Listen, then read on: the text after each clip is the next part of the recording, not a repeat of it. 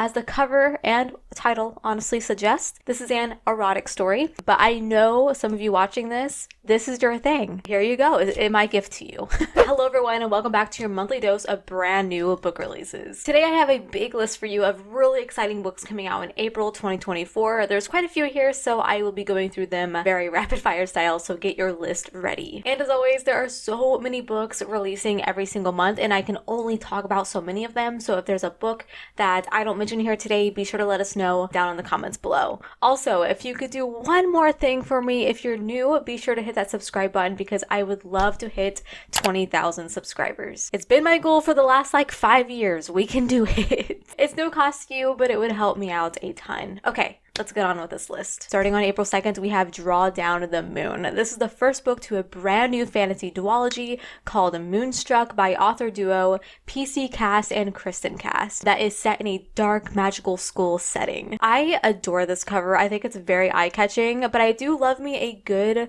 illustrative cover, so I'm biased. I actually really don't like the new trend of covers that's big giant font that's just behind kind of a boring plain colored background. I've been seeing that a lot lately and I don't like it. So here we follow Nightingale, who is born from magical parents but doesn't have powers herself until she starts glowing on her 18th birthday and her entire life changes, being swept away to some magical academy where a mysterious death occurs. There's murder, a web of secrets, prophecies, a ton of stuff to be excited about here. Someone you can build a nest in. A new story from a Nebula award-winning author. This is a creepy, charming, monster-slaying, cozy fantasy romance. I know I just said a lot here, but it's told from the perspective of the monster, and it dives into the meaning of monsters maybe being more human than actual humans, and how sometimes humans are the real monsters. This is a must add to your TBR if you love creepy monster stories, like a sapphic love tale full of humor and darkness.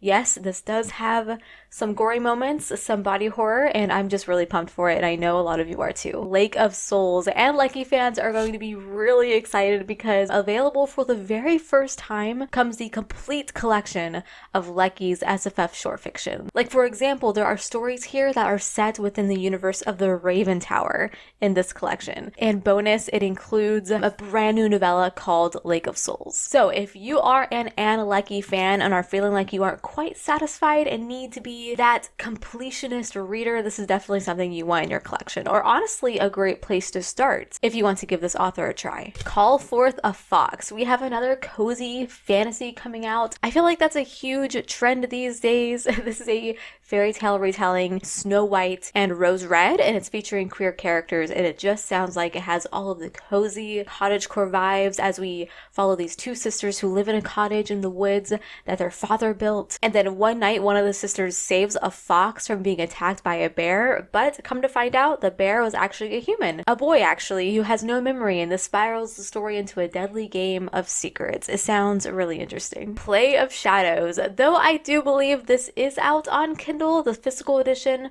or the hardcover of this, is releasing on April 2nd. So, if you're a fan of Sebastian de Castell, like myself, and are looking to expand your collection, like myself, then you can grab this one really soon. Though Sebastian de Castell has given us some amazing books throughout the years, like the Great Coats, the Spellslinger series, for instance, he's not stopping there. This is part of a new series called Court of Shadows, and it's actually following a man who is a descendant to one of the Great Coats, which I think is a really cool connection. So if you haven't heard, now you have, and you're welcome. Okay, moving along to April 9th, I have Ghost Station. S.A. Barnes had a hit book release a couple years ago called Dead Silence, and they're back with another scary sci-fi story about an abandoned crew who must try to survive on an ancient planet. From everything that I've heard about this author's storytelling is we are in for a creepy, claustrophobic feeling story that would definitely scare the pants off of you. So maybe have an extra pair on hand if you read this next month. The Familiar. So this is probably the most hyped book on this list today. Maybe this is Leigh Bardugo's newest novel set in the Spanish Golden Age. And if I'm not mistaken, this is an adult novel. It's supposed to be gilded and haunting, following Lucia. I hopefully pronounced that correctly, who is a Scullion working in Madrid, and she wields these special powers that come to light, and the plot kind of goes crazy from there. Reviews are already raving about this one. I know many are excited for it, and I hope it lives up to our expectations. It's Leigh Bardugo. How could it not? Dragon Fruit. Wow, this cover gives me all of those warm feelings. I love it. This is a YA fantasy following two characters, one of them being a prince, who are on a journey to find this missing magical dragon egg in order to heal the princess who has suffered from a long sickness. The setting in this sounds beautiful. It's apparently on this beautiful island with sea dragons. There's Pacific Island mythology. It all sounds so beautiful and magical, and I'm hoping the story matches this cover. I know one thing, I desperately need to see this physically. The Hemlock Queen. This is the second installment in Hannah Winton's newest romantic fantasy. Its predecessor was The Foxglove King. The stories continue to hear with all of the crazy court politics and love triangles, dark magic. Our main character, Lore, is able to wield death magic basically, so we do have a bit of necromancy in the mix, which is really fun. The Foxglove King does end on a cliffhanger, so I'm sure many fans are just dying to get their hands on this. The Last Fee Hunter. One of my favorite covers of the entire year. Angry Robot did such an amazing job with this one. I am pumped for it, so much so that I want to read it really soon. I plan to pick it up in April. I mean, just imagine your debut novel looking like this. Like, what a lucky author. This is a Thai-inspired fantasy that I've actually seen someone compare it to The Witcher because of some of the monster hunting elements that are present, and I am here for it as a huge Witcher fan. We have a character who is traveling through the human world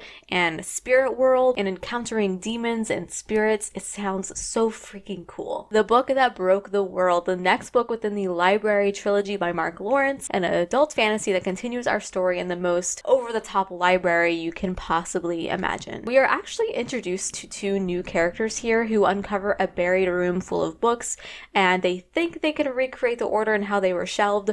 I don't want to say too much here, as I'm sure it connects to book one in some way, but yeah, Mark Lawrence fans don't have to wait long. It's here soon. Moving along to April 16th, I'm going to mention this book quickly, and that is Immortal Pleasures. Whew, look at that pretty lady. So this is a dark historical fantasy set in a vampire-filled world that is ruled by powerful matriarchs. As the cover and title honestly suggest, this is an erotic story, as it seems most vampire novels are these days. I personally like my vampire stories more brutal and actiony, but I know some of you watching this is your thing, and I want to give you what you like. So, Immortal Pleasures. Here you go. It's my gift to you. April 23rd, we have A Letter to the Luminous Deep. So this is an underwater academia fantasy that is told through letters and interviews, basically, and it's very romance. Actually, some people have called this a cozy, whimsical mystery that you have to like try and piece together as you read, and if that sounds like something you may like, then definitely give this one a try. Dragon Rider. This sounds like your classic dragon fantasy, and to be honest, I'm all here for it.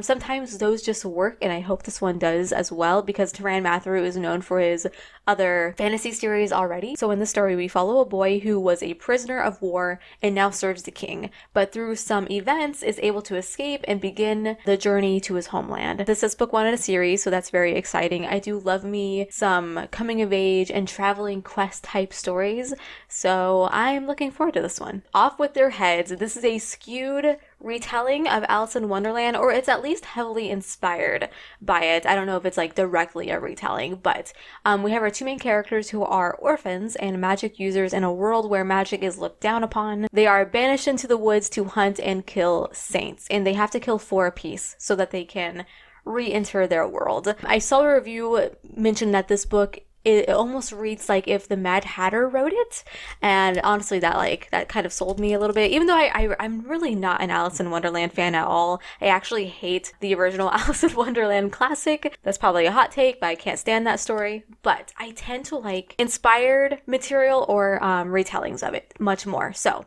this sounds really interesting. It's probably going to be really weird and quirky, as I expect a Alice in Wonderland inspired story to be. First Light, another sequel hitting shelves. This is the sequel to Night's Edge, a book that I read and I actually really enjoyed. It's a contemporary paranormal thriller. I guess I would categorize it as, that involves vampires. And this one flips back and forth between events that happen right after Night's Edge and a year or so later. And we are still following Mia as she navigates a new life and new challenges. I'm trying to keep this one vague, of course. But yeah, I actually really want to pick this one up myself. Next is Necrobane. This series is getting a huge cover update. This is the sequel to the Warden series, and this is what the first book looked like, as you can tell.